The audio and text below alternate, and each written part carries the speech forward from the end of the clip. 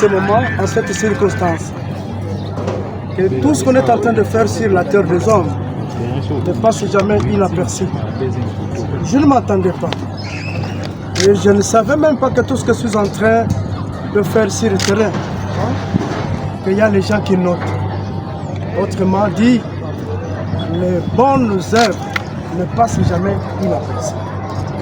Voilà, aujourd'hui, ici, en pleine cité de Kinkole, en pleine activité d'assainissement de mon milieu, comme je l'ai dit, Nsele,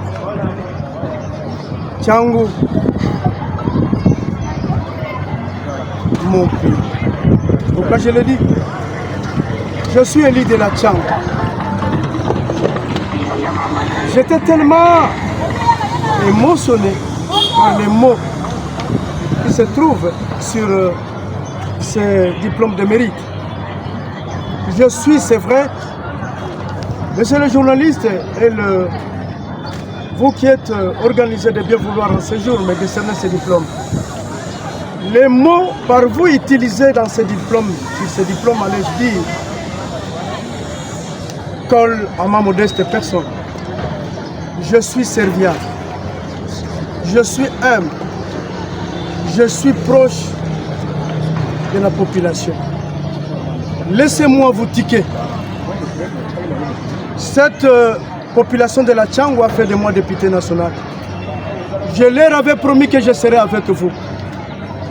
Dans le temps des malheurs, pour le temps de la joie, je serai avec vous. Laissez-moi vous tiquer. Depuis que je suis né, je n'ai jamais monté à bord d'un avion. Je suis député national. J'ai un passeport rouge. Laissez-moi vous révéler que j'ai un visa de 2 ans. De 2025 à 2027, je vais circuler dans l'espace Schengen. Pour votre information, je viens de couper 90 jours que je devrais être en Europe. Je me suis dit, aller en Europe c'est bien bon. Mais dans quel état? Parce que le voirie de ma cité de Kinkole ne pas fuir. Comme vous le savez, nous sommes en plein de cité de Kinkole. Là où les bateaux, les baleiniers viennent apposter pour alimenter les centres-villes. Mais les voiries ne sont plus fluides. Je me suis dit, pendant cette vacance parlementaire, je suis chez moi. Je vais m'occuper de la voirie de ma commune, de ma cité. C'est la raison pour laquelle vous me voyez avec le peu qu'on me donne, le peu qu'on me paye. Je me suis dit, il faut un sacrifice. Oui, vous l'avez bien dit dans votre discours. Oui, avec le peu qu'on me paye, je suis député, je ne suis pas l'exécutif. Je ne suis ni ministre, je ne suis ni DG, je ne suis ni bourgmestre, s'il faut le dire. Mais je suis un député avec le peu qu'on me gagne. Et je gagne, allais-je dire, je m'étais organisé et bien vouloir offrir à ma population cette assainissement.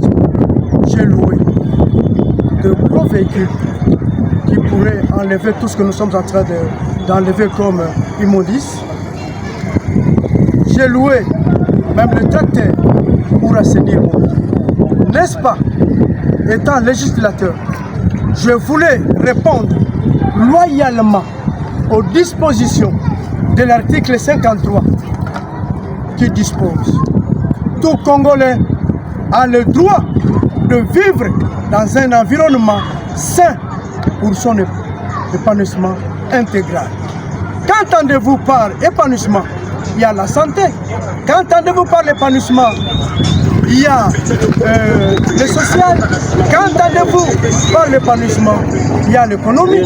Je vous ai dit, mais la cité de Kinkole, une grande cité économique, il y a des ports. Les balières et les bateaux viennent débarquer les gens ici. Mais comment les centres-villes vont être alimentés si la voirie fait défaut? C'est la raison pour laquelle